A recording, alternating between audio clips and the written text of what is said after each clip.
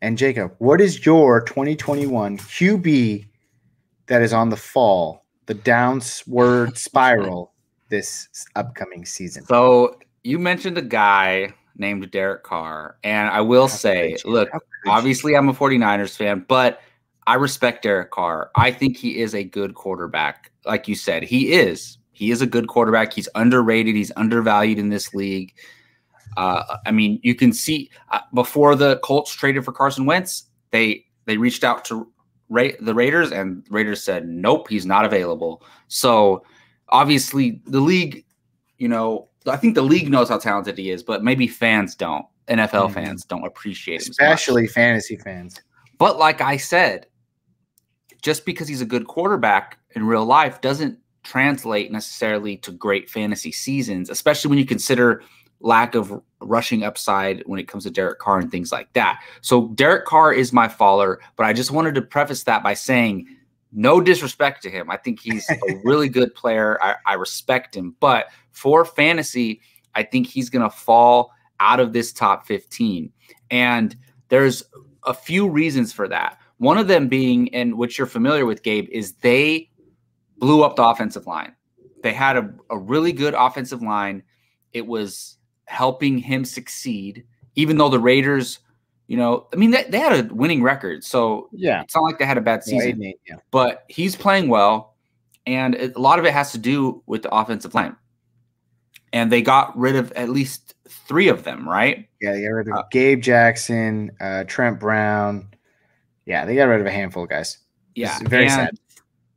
I'm assuming they didn't upgrade in replacing them. They put a lot of rookies in there, that's for sure.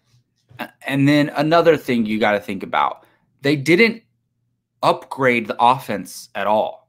So if you want to, okay, Nelson Aguilar's gone. He had a nice season last year with Oakland. One of my sleepers this year is John Brown. John Brown is a sleeper. I think he could lead this team in receiving. But essentially, what's the difference between Nelson Aguilar and John Brown? I think John Brown is probably better maybe if he can stay healthy, but you're just swapping those guys out, right? So the offense is going to look very similar. A lot of Darren Waller. I mean, we have Drake there.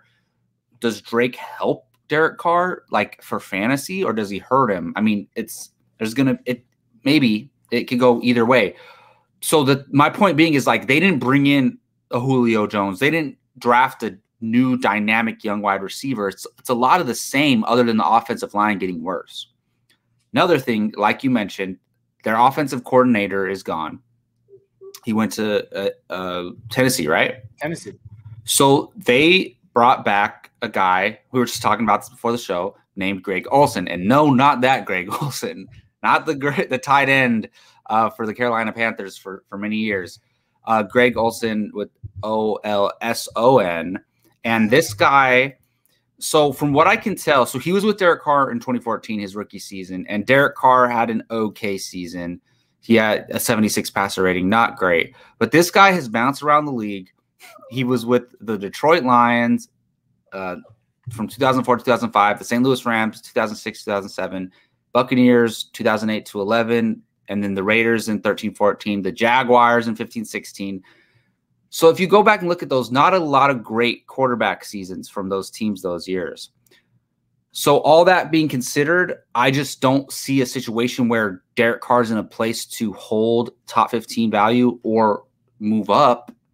And I just think the fact, even if he has the same season, I think other quarterbacks are going to go elevate themselves, especially like a Dak Prescott, right? Was out. So he's obviously not in the top 15. Yeah, well, he's going to be there again next year. You can't do me like that. And then, of course. Who knows? Joe Burrow could be in the top 15 because he got injured as well. Maybe one of these rookies ends up in the top 15. So that's going to push everybody else down. All that being considered, I have Derek Carr as a faller. Again, no disrespect. No disrespect taken. But I was going to have to do this once. Oh, my goodness. It's a little bit of poo nanny, and I'm sick of it. Sorry for the listeners. Yeah, I'm sorry if that was really loud. No, I mean, I understand, dude. I don't know why you go out and you dynamite your whole entire offensive line that was so great for the last 2 years. and then do that to them. I don't think Kenyon Drake hurts Derek Carr in a sense where he becomes irrelevant. No, that's not. I mean, if anything, they help each other because Derek Carr is going to be chased by a lot of defensive linemen who he's then going to have to dump the ball off to Kenyon Drake. And I think that's a great scenario for both of them. You have John Brown as a sleeper. I have Henry Ruggs as a sleeper. No, I think I have high hopes for Henry Ruggs too. I do. I think he's going to have a better season for sure. Yeah. So, the big thing with the Las Vegas Raiders is their defense. They address it like they do every year, and it's always bad. And it has been for a number of years. So I think the Raiders are going to be down quite a bit. And that just opens more opportunities for Derek Carr to, dump offs, throw the ball deep, big plays. So as much upside as there is for a team like Las Vegas for fantasy purposes, there's equally as much downside for them as well in terms of the NFL. Specifically for fantasy, Derek Carr, I could see a situation where he does fall out of the top 15. To note, he was number 13 last year in fantasy finishes, so he was right on the cusp of that QB1 range. If you had to give him a specific spot, if he were to fall, obviously if he falls out of the top 15, do you at least consider him in Superflex so that keeps him inside the top 22 range, 24 range? I love – and here's the problem with this. I have Derek Carr in 2 dynasty leagues. I have him in a Superflex dynasty league, and I have him in a 1 quarterback dynasty league. So I want him to have a good season. But I definitely think he's going to be in the top 24. I think he could, because if I'm looking at this, I don't think he falls. And look, who knows? Maybe Daniel Jones is a riser in some people's minds, but he definitely is going to do better than Drew Lock and Daniel Jones. So I could see him right on the cuffs of that 21, 22 spot. Yeah, that's not a bad spot. Also, we have to consider guys like Phillip Rivers and Drew Brees who retired. It opens the door for an entirely new scope of people to come in and take spots as well.